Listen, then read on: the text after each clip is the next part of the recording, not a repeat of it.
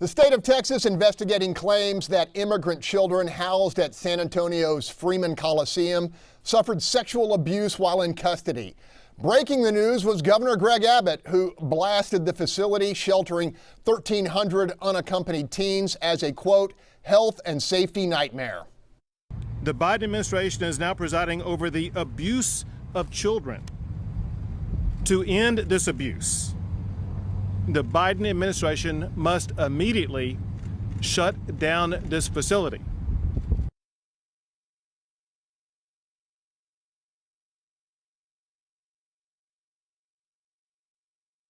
Open border policy. Panel, there are now more than 20,000 undocumented kids in federal custody, with more coming. Gotta hear what Jessica Colon thinks about this. I mean, the governor drove to San Antonio to do this press conference. Yeah, this is a tragedy, and it's a tragedy that's been made by this administration. The way in which this border has been opened when Joe Biden was sworn in as president has created all the problems that we have right now. It is a fact that these were issues that were clamped down upon during the Trump administration. That's the bottom line. The cages that Biden complains about were the cages that Biden built during the Obama administration. These are issues that existed during his time as vice president, and he is living with them now as president and doing a terrible job in reconciling the issues that exist at the border right now. He will not come to the border. Why will Joe Biden not come to the border to experience this himself? Where is his leader who he appointed on this, Vice President Harris? Where is she on this? You know, you would think that there would be a certain empathy to what these children are going through. And most of these children are likely to be trafficked children. They're coming through ne'er-do-well systems into this country to be given to whomever comes to receive them, may or may not be related. This is a tragedy. It needs to be resolved, and the president needs to take responsibility and take action. Bill King, what's your take on this? Well, let me just say, the reason this is happening is because of the instability of the governments in Central America. That's been going on for a long time. There's not any administration that's figured out the answer to that puzzle. What I find very frustrating is that we spend billions, it may be up to $1 trillion now, halfway across the world in Afghanistan trying to stabilize things there, and we're not doing anything to deal with the problems in Central America.